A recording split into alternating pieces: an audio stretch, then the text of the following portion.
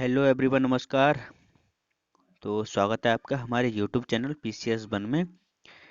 इस लेक्चर में हम संघ एवं इसके राज्य क्षेत्र से आगे का पार्ट पढ़ेंगे। इससे पिछला पार्ट हमने ऑलरेडी पढ़ा दिया है, ऑलरेडी यूट्यूब पे है। देखें, राज्यों के पुनर्गठन की संवैधानिक व्यवस्था। राज्यों का पुनर्गठन किसके आधार पर होगा, उस पर एक संवैधानिक व्यवस्था बनाई गई है। उस संवैधानिक व्यवस्था के आधार पर ही हम राज्यों का पुनर्गठन करते हैं। अनुच्छेद 1 है, कहता है कि भारत राज्यों का संघ और भारतीय संघीय व्यवस्था राज्यों के किसी समझौते का परिणाम नहीं है और न ही राज्यों को संघ से अलग होने का अधिकार है। कोई भी राज्य संघ से अलग नहीं हो सकता। अनुच्छेद 2 के तहत संसद को राज्य के पुनर्गठन की शक्ति प्रदान करता है। संसद को अनुच्छेद 2 राज्य के पुनर्गठन की शक्ति प्रदान करता है। अनुच्छेद 3 कहता है कि राज्यों के पुनर्गठन के संबंध में प्रक्रिया का उल्लेख करता है। अनुच्छेद 3 कहता है कि राज्यों के पुनर्गठन के संबंध में क्या क्या प्रक्रिया होगी, उसके बारे में बताता है। अनुच्छेद 3 में क्या बताता है कि अनुच्छेद 3 के अनुसार राज्यों के पुनर्गठन के संबंध में कोई विधेयक राष्ट्रपति की अनुमति के बाद ही संसद में पेश किया जा सकता है। ठीक। अगला, राष्ट्रपति इस प्रकार के प्रस्ताव को संसद में लाने की अनुमति लाने से और उसके देने से पहले संबंधित राज्य विधानमंडल का मत जानने के लिए भेजता है। सबसे पहले उस राज्य के विधानमंडल को मत जानने के लिए बोलते हैं राष्ट्रपति कि आपका ये राज्य का हिस्सा या कम या ज़्यादा या इसका या 2 पार्ट या 1 पार्ट हो रहा है, तो आपका उस पर मत क्या है, आप ऐसा चाहते हैं या नहीं चाहते हैं।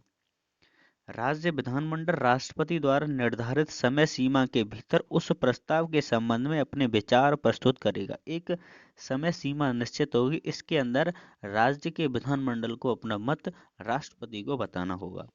हालांकि राष्ट्रपति राज्य विधानमंडल के विचार अथवा सिफारिश को मानने के लिए बाध्य नहीं है।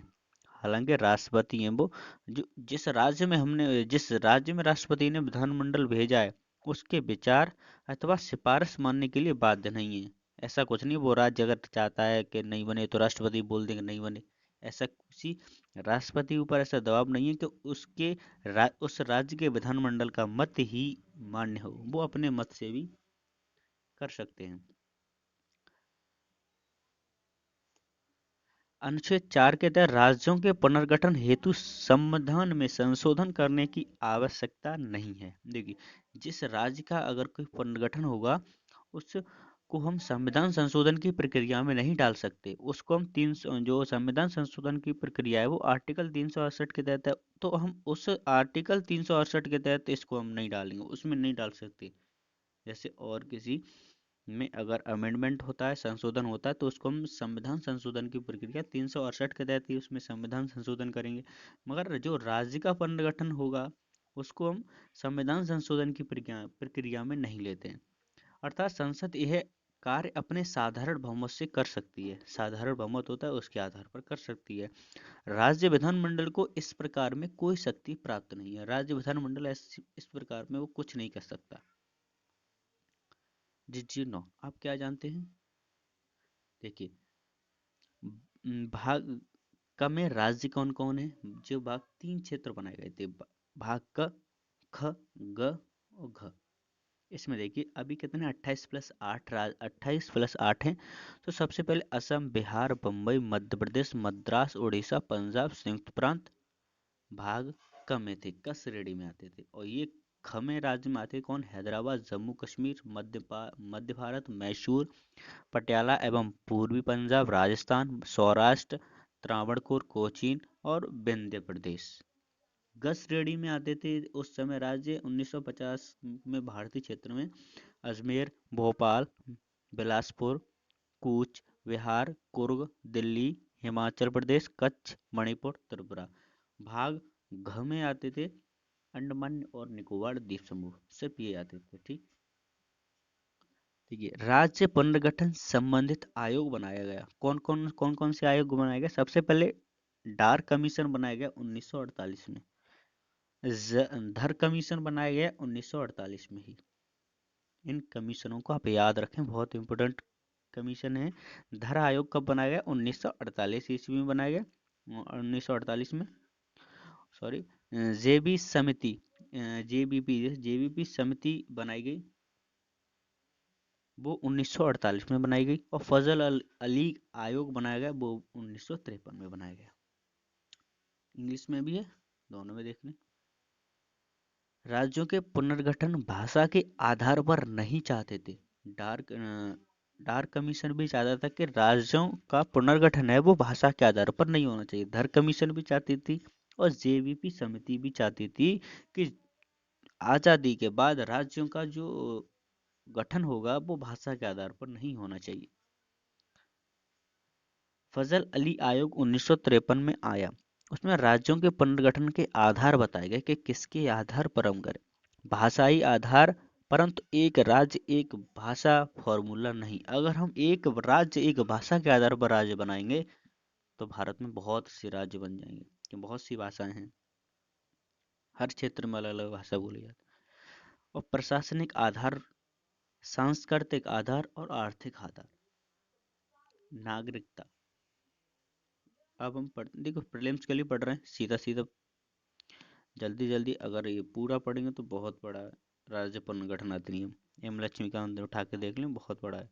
नागरिकता, अब नागरिकता आर्टिकल नंबर 5 से 11 तक नागरिकता का बताए। देखिए नागरिकता के बारे में क्या क्या। एक नागरिकता है संघ सूची। नागरिकता के संबंध में कानून बनाने की शक्ति संसद को है।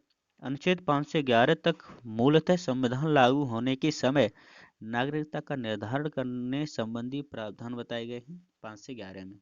मूलतः यह प्रावधान उस समय के लिए किए गए थे जब भारत का संविधान लागू हुआ था तथा देश का विभाजन हुआ था। पाकिस्तान से भारत तथा भारत से पाकिस्तान के प्रव्रजन करने वाले कुछ व्यक्तियों के नागरिकता के अधिकार थे। भारतीय नागरिकता का अधिकरण, कैसे कैसे अधिकरण कर सकते? जन्म के स्थान पर, वंश के पंजीकरण, उद्देशीकरण और क्षेत्र का समावेश। नागरिकता निषेध का एक विचार है, क्योंकि इसमें गैर नागरिकों को शामिल नहीं किया जाता। गैर नागरिकों को शामिल नहीं किया जाता। नागरिकता प्रदान करने के दो प्रसिद्ध सिद्धांत हैं, जस शैली और नंबर 2 जस सांगुइनिस। दो प्रावधान, दो सिद्धांत हैं। जहां जस शैली जन्म स्थान के आधार पर नागरिकता प्रदान करता है, वहीं सांगुइनिस रक्त संबंधों को मान्यता देता है।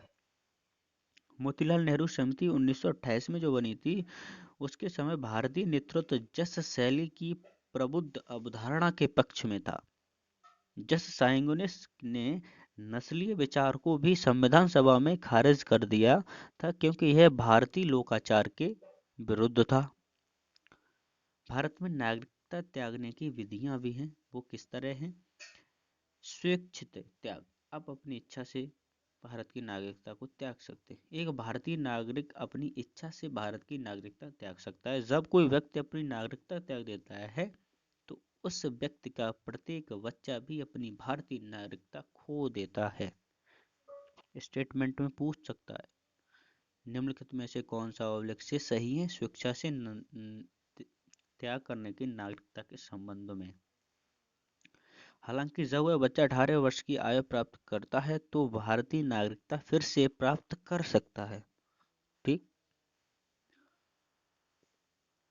बर्खास्ती द्वारा बर्खास्त किया जा सकता है। भारतीय संविधान एकल नागरिकता प्रदान करता है। इसका अर्थ है कि एक व्यक्ति एक समय में केवल एक ही देश की नागरिकता हो सकता है, नागरिक हो सकता है एक समय में। इस प्रकार यदि कोई व्यक्ति किसी दूसरे देश की नागरिकता लेता है तो उसकी भारतीय नागरिकता स्वयं ही समाप्त हो जाती है। हालांकि यह प्रावधान तब तक नहीं होता जब भारत युद्ध का सामना कर रहा हो। अगर भारत में युद्ध हो रहा है तो कोई भी नागरिक किसी भी देश में जा सकता है अपने प्राण बचाने के लिए, तो तब ये चीज लागू नहीं होती। सरकार द्वारा वंचित किया जाना, सरकार द्वारा यदि नागरिक संविधान का अपमान करता है। मूल कर्तव्यों को ध्यान में रखिए। यदि नागरिक संविधान का अपमान करता है, यदि नागरिकता फर्जी तरीके से प्राप्त की गई हो। सेकंड पॉइंट, नागरिक 7 वर्षों से लगातार भारत से बाहर रह रहा हो। 7 वर्षों बाद नागरिक ने युद्ध के दौरान दुश्मन के साथ अवैध रूप से व्यापार या संचार किया हो, यानी कि पनाह।